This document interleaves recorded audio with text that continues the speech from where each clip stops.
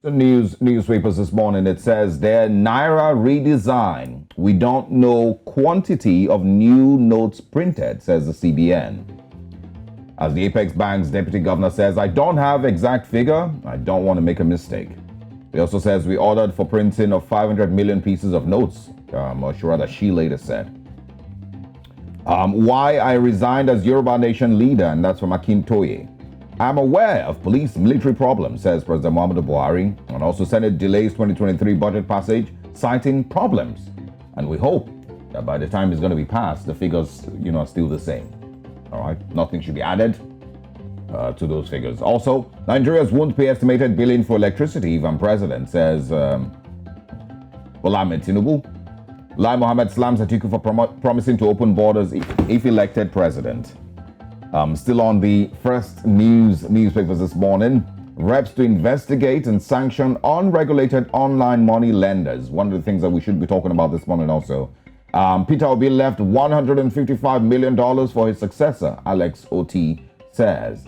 And just a few others that I can share. 2023, I'll reveal my presidential candidate in January, says Nyesom Wike, the governor of Rivers State in southern Nigeria.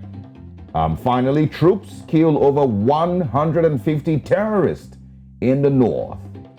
And it makes you wonder how many of these people really exist. They're like, they're never, it seems like they're never ending. We keep hearing about them over and over again. They feel like the orcs in Lord of the Rings. Yeah. Anyway, let's look at what's happening still in Nigeria. Looking at this Nigeria, on the front page, National Assembly halts 2023 budget passage over multiple errors.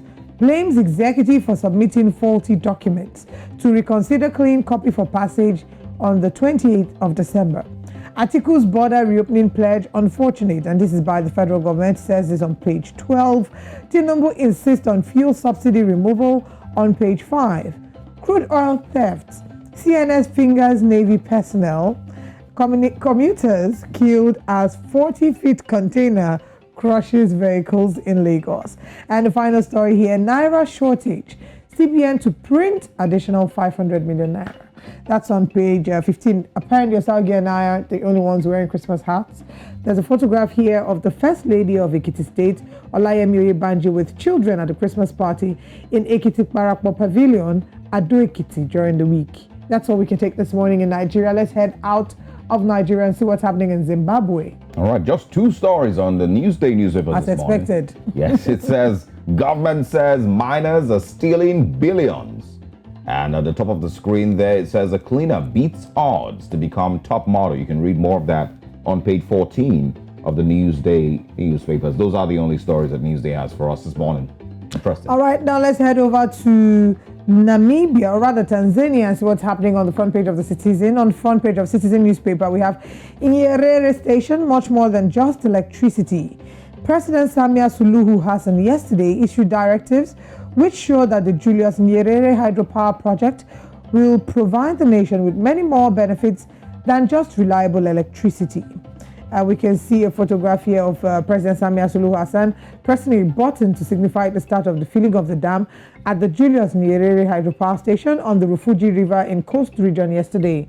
From lions to tasty chipsy mayai, Tanzania has it all, says U.S. teacher. It's an interview on page 5.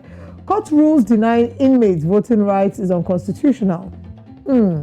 This is an interesting conversation to have because not in many parts of the continent, and I'll use Nigeria as a case study, inmates are not given the opportunity to be a part of the election process. Yeah, right? You lose that right. Yes, the moment you go into the prison, you lose the right to vote or be voted for.